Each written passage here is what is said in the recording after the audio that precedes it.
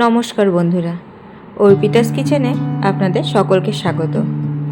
আজকে নিয়ে এসেছি একদম ঘরোয়া আর দারুণ স্বাদের একটা রেসিপি, কাতলা মাছের ডিম ভুনা। যারা ভাতের সঙ্গে একটু অন্যরকম কিছু ট্রাই করতে চাইছেন, তাহলে এই রেসিপিটা ট্রাই করতেই পারেন। তাহলে দেখে নিন কীভাবে বানানো যায়। প্রথমে মাছের ডিমটাকে আমরা সিদ্ধ করে নেব। তার জন্য একটা পাত্রে মাছের ডিমটা নিয়ে নিয়েছি জল, হলুদ আর লবণ দিয়ে মাছের ডিমটাকে খুব ভালোভাবে সেদ্ধ করে নেব। দেখুন আমার মাছের ডিমগুলো খুব ভালোভাবে সেদ্ধ হয়ে গেছে। এবার একটা ছাঁকনির মধ্যে মাছের ডিমগুলো জল ছেঁকে নেব। আমাদের মাছের ডিমগুলো থেকে সমস্তটা জল ঝরানো হয়ে গেছে। আমি নিয়ে নিয়েছি এখানে টুকরো করা বেগুন, আলু, পেঁয়াজ আর কাঁচা লঙ্কা। এবার একটা কড়াইয়ে ভালোভাবে সর্ষের তেল গরম করে নেব।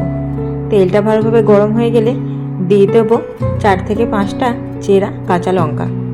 কাঁচা লঙ্কাগুলো ভালোভাবে ভাজা ভাজা হয়ে গেলে দিয়ে দেবো একটা গোটা থেতো করে নেওয়া রসুন।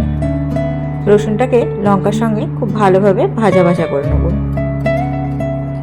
দেখো আমাদের রসুন আর লঙ্কা খুব ভালোভাবে ভাজা হয়ে গেছে।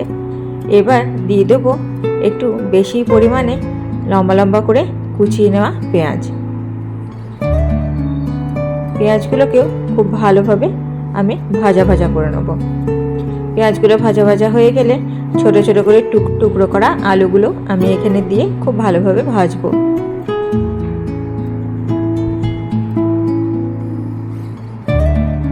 দেখো আলুগুলোকে আমি বেশ ভালো করে ভেজে নিয়েছি। এবার দিয়ে দেবো ছোট করে টুকরো করে রাখা বেগুন। এবার বেগুনগুলোকেও আলুর সঙ্গে খুব ভালোভাবে ভাজা ভাজা করব। এই সময় কিন্তু গ্যাসের আঁচটা হাই হিটেই থাকবে।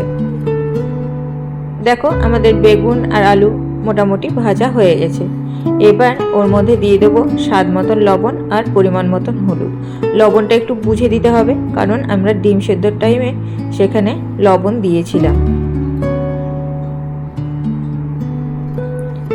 এবার খুব ভালোভাবে আলুটা আর বেগুনটা মশলার সঙ্গে নাড়াচাড়া করে এখানে আমি ঢাকা দিয়ে বেগুনটা আর আলুটা সেদ্ধ করে নিয়েছি। দেখো আমাদের আলু আর বেগুন একদম ভালোভাবে সেদ্ধ হয়ে গেছে আর খুব সুন্দর ভাজা ভাজাও হয়ে গেছে। এবার ওর মধ্যে দিয়ে দেবো জল ঝরিয়ে রাখা মাছের ডিমটা।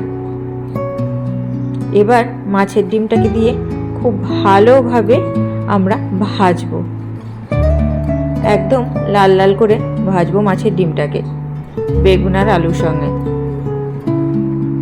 দেখো আমাদের মাছের ডিমটা খুব ভালোভাবে ভাজা ভাজা হয়ে গেছে।